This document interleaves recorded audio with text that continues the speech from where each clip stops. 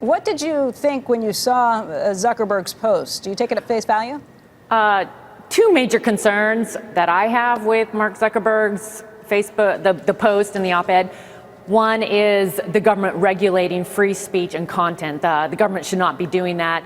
That is a violation of our First Amendment, free speech rights. And then number two is his suggestion that GDPR is the framework that we should be following as we address privacy in America. GDPR has resulted in, yes, Facebook and Google doing well in their market share, but for the small guys, the startups, it's created significant barriers to entry. We're talking $1 to $10 million in costs associated with complying with GDPR, and that's a significant barrier for those startups that we cherish in America. Just for those who don't recognize it, most of our viewers do, but GDPR, of course, is the EU's version of regulation that they brought down. Do you think regulation is likely to come in this Congress? I believe that Congress needs to act. I believe that we have a window here where we must act because the EU, as you said, has passed GDPR. America needs to take action. We have a patchwork developing of state laws around privacy. We need a national standard. I've laid out 4 principles. One is the national standard to preempt what is happening at the state level. 2 is the importance of transparency and accountability. The individual has a right to know what data is being collected and how it's being used. We need data security standards, and we need to make sure that we are protecting those startups and the small businesses. That is what America is all about. And we don't want to do something that's going to stifle innovation and those next tech startups. Congressman, I wanted to read you just 2 lines from Mark Zuckerberg's op-ed in the Washington Post about the free speech issue, which you just commented on. He says, lawmakers often tell me we have too much power over speech. And frankly, I agree. I've come to believe we shouldn't make so many important decisions about speech on our own. So we're creating this independent body. And effectively, he's asking you and the government to make those decisions. Why don't you think the government should be making those decisions? And if not the government, who?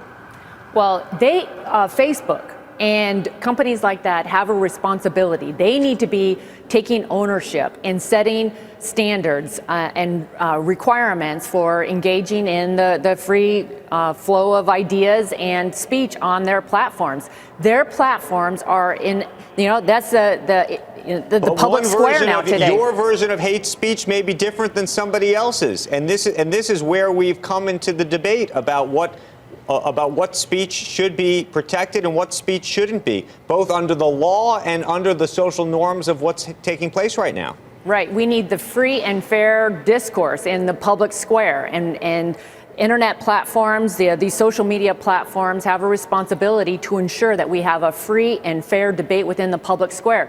One of the areas that we're looking at is the Federal Trade Commission. The FTC currently has the responsibility for ensuring that is being protected, that the free and fair discourse on the public square is being protected. And one of the areas that we are looking at is whether or not the FTC needs more authority for sanctions and fines when a company is not ensuring that is happening. I guess just to that point, I mean, you say the time is ripe for having some form of regulation, and I hear that from both sides of the aisle at this point. Have you actually talked to your colleagues on the other side of the aisle to find out if you agree how that should happen? Because as much as I think this is an area that everybody would like to have some sort of common ground, my feeling that I get when I dig a little deeper is that both sides have their own issues, and I'm not sure that they would cross. I have had those conversations What do you hear? with the chairman of the committee. We've had one hearing on privacy in the House. We need to have some more hearings on privacy. There is a recognition, there is some urgency around this that we need to act. We don't want others, whether it's the EU, China, or Russia, setting the rules of the road. We as Americans need to set this standard. We need to pass a federal law that makes clear how we believe that this needs to be addressed. And we're talking about the principles that we can agree on in a bipartisan way. We're going to have some more hearings. And the goal, I believe, is that, there's some urgency around this. We need to act by the end of the year. You think that actually happens, though? You'd say yes if you had to bet on it. That you will find common ground and find legislation. It needs to happen.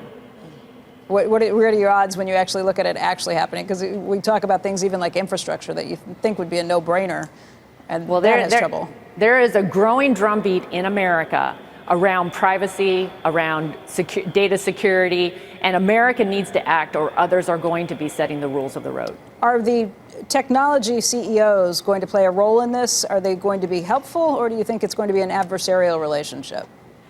Well, California has passed a state law. Washington State, where I'm from, is just about ready to pass a state law. There's over 90 proposals in different states across the country. Clearly, states are starting, some have acted and others are planning to enact laws at the state level. That creates the urgency for the federal government, for Congress, for the elected representatives in the House and the Senate to pass a federal law, or we're going to end up with a patchwork at the state level. Which is maybe why you see Zuckerberg and others a little more open to the idea of regulation on a federal level. Well, I think that there's a recognition that patchwork is not going to be possible. It's going to make it very difficult for companies, for businesses, and especially for the small guys, for the startups, to comply with a patchwork of laws at the state level, which is creating this urgency for Congress to act.